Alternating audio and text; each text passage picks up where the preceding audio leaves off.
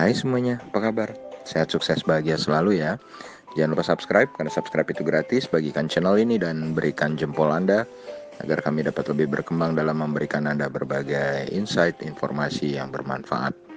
Bagi Anda yang selama ini telah mendukung kami ucapkan terima kasih dari lubuk hati yang paling dalam. Kami doakan Anda selalu mendapatkan rezeki, kesehatan, dan kebahagiaan yang melimpah. Kali ini kita akan memberikan sebuah insight mengenai sebuah perusahaan yang melantai di pasar modal Indonesia dengan kode saham KPIG atau KEPIG, dengan nama perusahaannya adalah MNC Land Tbk. Perlu kami sampaikan bahwa setiap kami memaparkan sebuah emiten yang melantai di pasar modal Indonesia, itu bukanlah berisi ajakan untuk membeli ataupun menjual ataupun mempom-pom saham tersebut. Itu hanya sebagai penambah pengetahuan kita bersama mengenai emiten-emiten yang melantai di pasar modal Indonesia. Dan MNC Land Tbk sendiri sudah beberapa kali berganti nama. Sebelumnya Global Land Development Tbk, dan sebelumnya lagi ada Krida Perdana Indah Graha Tbk. Makanya disingkatnya adalah KPIG. KPIG berdiri sudah cukup lama, didirikan tanggal 11 Juni 1990 dan memulai kegiatan usaha secara komersial pada tahun 1995. Kantor pusat dari MNC Land berdomisili di MNC Tower lantai 17 Jalan Kebon Sirih, Jakarta. Dan berdasarkan anggaran dasar dari perusahaan, ruang lingkup kegiatan MNC Land adalah bergerak dalam bidang usaha pembangunan, perdagangan, perindustrian, dan juga jasa. Di dalamnya termasuk jasa konstruksi, real estate, dan pengelolaan air. Dan ini baik secara langsung maupun tidak langsung melalui entitas anak. Saat ini kegiatan usaha yang dilakukan oleh MNC Land meliputi persewaan ruang perkantoran, penyediaan jasa manajemen proyek, melakukan investasi pada anak usaha dan asosiasi. Beberapa properti terkenal yang dimiliki oleh MNC Land antara lain gedung-gedung perkantoran, yaitu MNC Tower, MNC Plaza, gedung high-end, Aryo Bimo Central, gedung Bursa Efek Indonesia Surabaya, One East Penthouse, dan Residence Luxury Collection di Surabaya.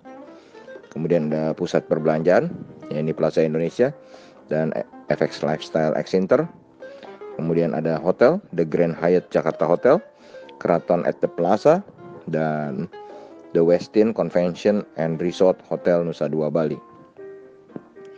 Juga ada resort Nirwana Bali dan Lido Lakes Jawa Barat. Dan kalau kita lihat KPIG sendiri cukup banyak memiliki anak usaha, diantaranya PT MNC Land Lido, dulu bernama PT Lido Nirwana Parahyangan, bergerak di bidang resort, golf, dan hotel yang mulai beroperasi tahun 2006. Kemudian PT GLD Property, pengembang properti yang mulai beroperasi sejak tahun 1997.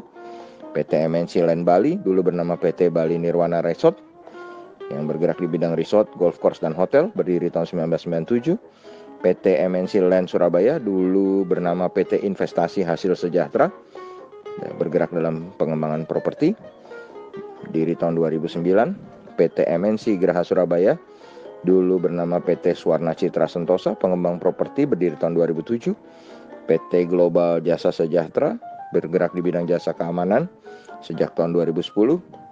PT MNC Graha Bali, dulu bernama PT Investasi Karya Gemilang, bergerak di pengembang properti mulai dari tahun 2006. Kemudian PT Nusa Dua Graha Internasional di bidang hotel dan konvensi sejak 1988.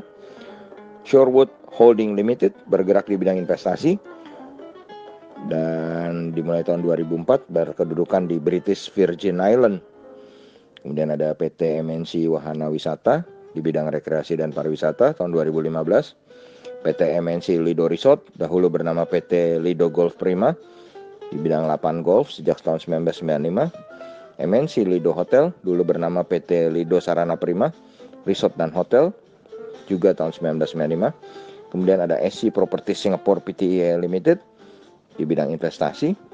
Ini adanya di Singapura sejak tahun 1991 dan PT BSR Indonesia. Dan dimulai PT BSR Indonesia ini tahun 1990.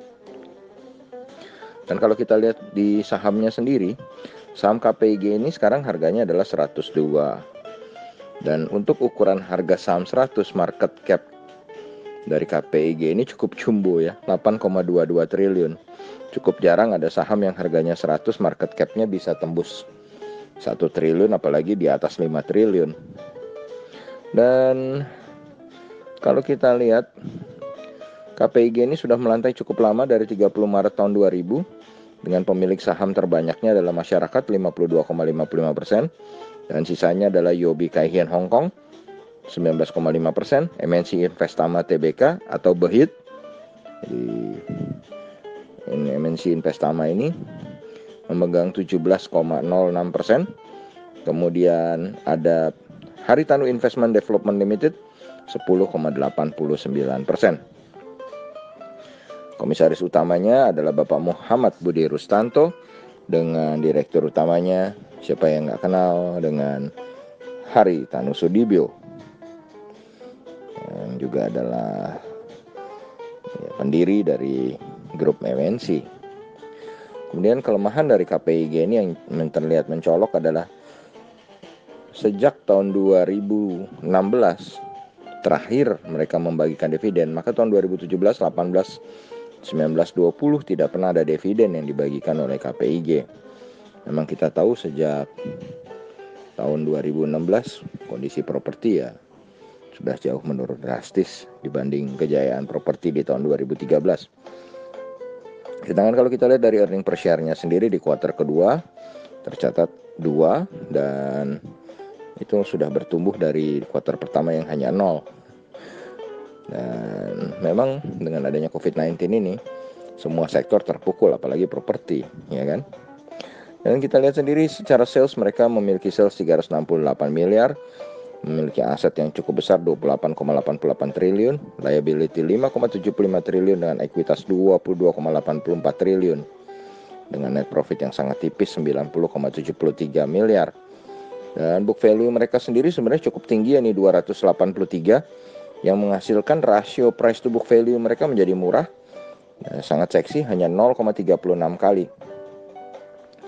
Namun karena labanya tergerus oleh COVID-19, maka price earning ratio-nya terlihat sangat membengkak 45,32 kali. Net profit margin KPIG sendiri cukup bagus 24,65%, tapi return on equity-nya 0,8%.